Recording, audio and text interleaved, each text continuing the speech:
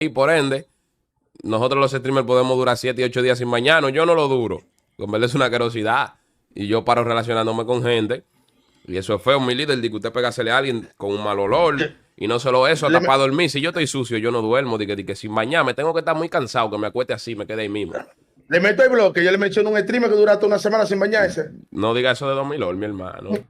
Bro, pero, oh my God, oh my God, oh my God, oh my fucking God, oh my God, oh my God, loco, ¿en serio?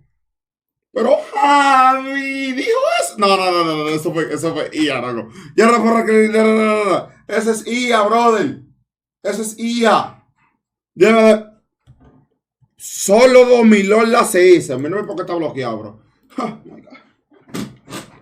Oh my God, no puedo darle ahí. Porque si le doy, se va a explotar la pesa de mierda otra vez.